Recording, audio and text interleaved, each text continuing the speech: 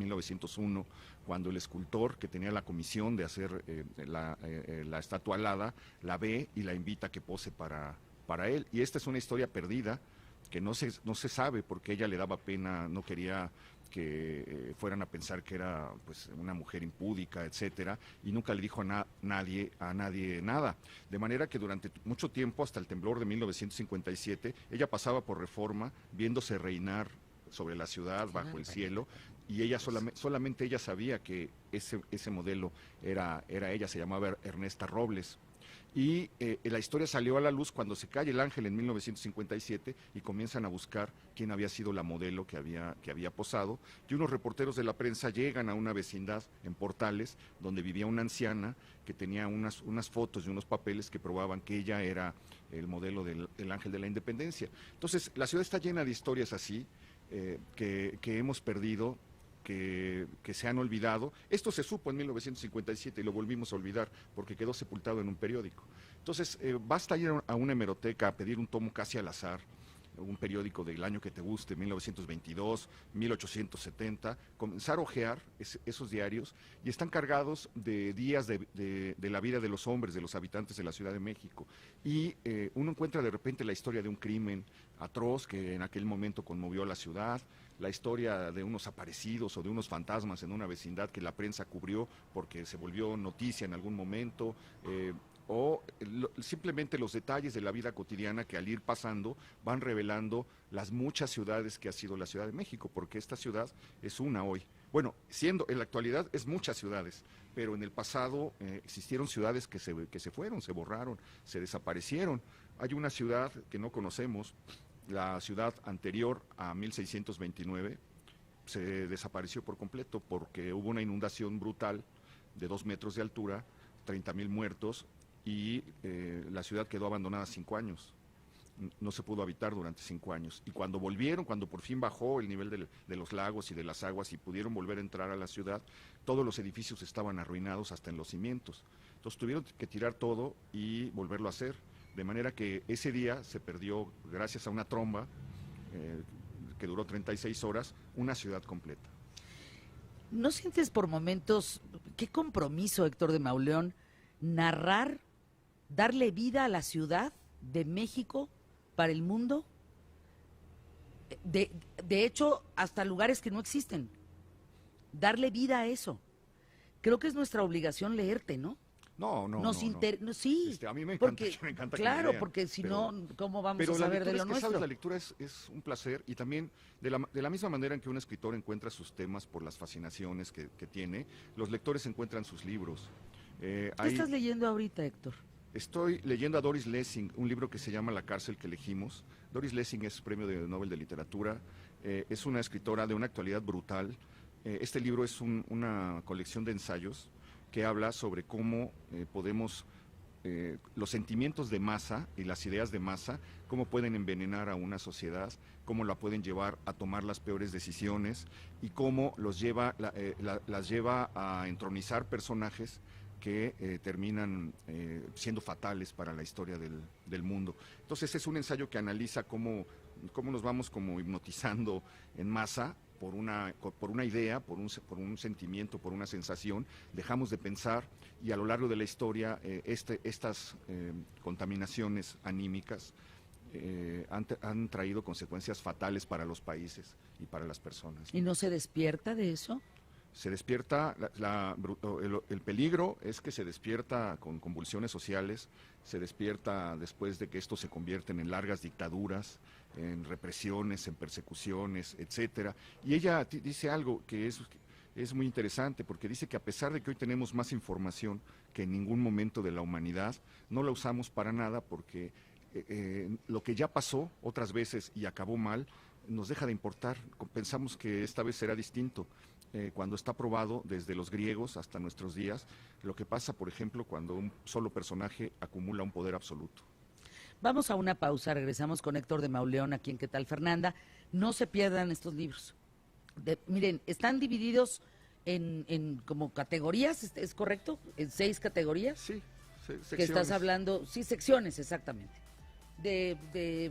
Pues calles, puntos de encuentro, figuras sobresalientes, Eh, a mí la que me encantó es como la sorpresa de lo cotidiano. Estas postales que conforman la ciudad oculta 1 y 2, pues que va a ser una gran experiencia literaria. Yo sí creo, a diferencia de Héctor, él no lo va a decir, yo sí, creo que sí tenemos que leerlo, forzosamente.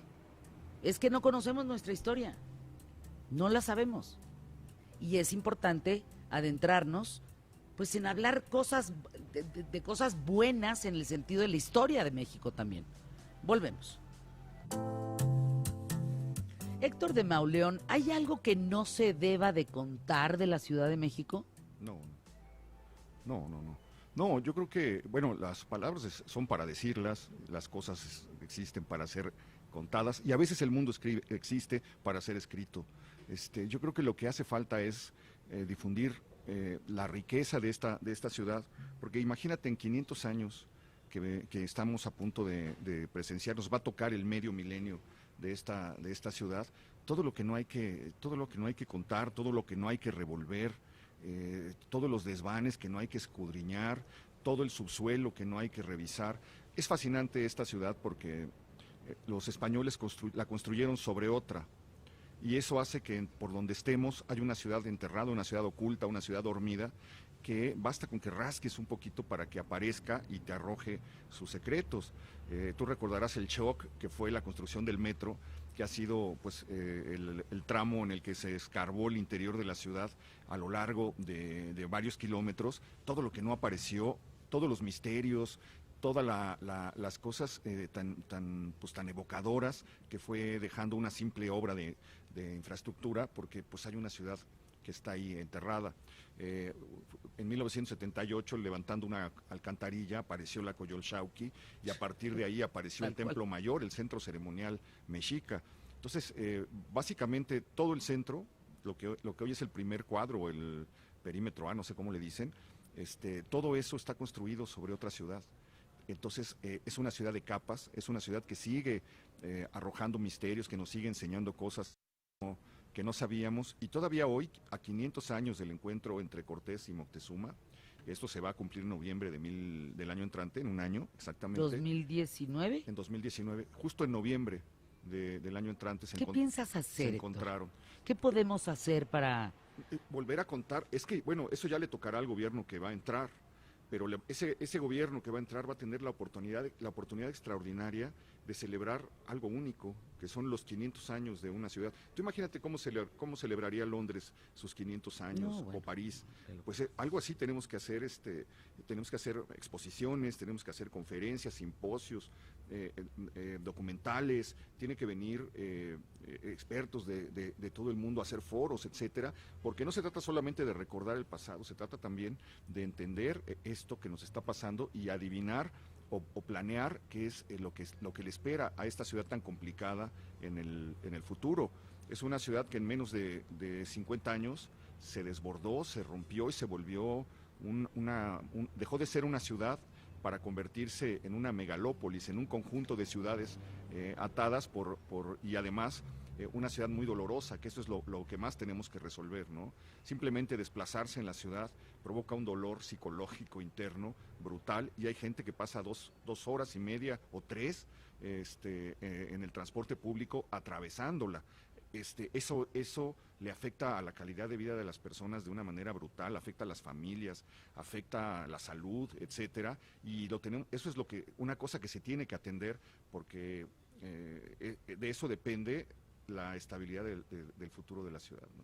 Para despedirnos, Héctor de Mauleón, que de verdad les recomiendo enormemente La Ciudad Oculta, 500 años de historia, tomo 1 y 2, vale la pena. Además, ¿sabes qué me encantó, Héctor? La parte gráfica. Es precioso. O sea, el arte es precioso. El arte que tienes en este material es verdaderamente digno de aplauso de pie. Todas las letras, imágenes, todo. Fue un gran trabajo de diseño. Es un gran trabajo de diseño. Planeta. Le metieron fotografías antiguas, sí, fragmentos de publicidades viejas, noticias de periódicos antiguos, y además el diseño. Logró un libro muy cómodo, con mucho aire, que es fácil de leer. Sin duda. Me gustó muchísimo. Pues ahí está La Ciudad Oculta, lo que necesites, por favor, Héctor, que podamos hacer juntos para esos 500 años, a través del programa, lo que se te ocurra, aquí estamos, tenemos que celebrar esos 500 años y celebrar que mira cuántas veces se ha caído la Ciudad de México y cuántas se ha levantado. La levantamos. Y la levantamos los que ciudadanos, vivimos aquí. Así es. Así es. ¿Con qué te quedas de esta plática, Héctor? ¿Con qué te vas? Con eso, se ha caído muchas veces y siempre vuelve a existir por sus hombres y sus mujeres. Lo vimos en el terremoto de septiembre pasado, fueron los habitantes los que levantaron la ciudad y así ha sido siempre. Pues muchas gracias, Héctor. Te Gracias invito por la nuevamente, hay que hablar de otros temas, el tema de redes sociales, el tema de periodismo, tus amenazas que comentaba yo en un principio, qué terrible, ¿no? Ya ocupar el lugar de muerte de periodistas en México, pues ya rebasamos a los árabes. Entonces, bueno, pues esas no son muy buenas noticias, ¿no? No, son pésimas noticias. Y bueno, el futuro, ¿para dónde nos pinta? ¿Cómo nos pinta? La noticia de ayer de la Guardia Nacional, en fin, como que también hay otros temas que compartir, Héctor. Sí, claro, van a Así ser es unos que, años difíciles para el ejercicio del periodismo. sin duda, así lo creo también. Estaremos bastante censurados, Héctor, así lo creo. Van a callar muchas bocas.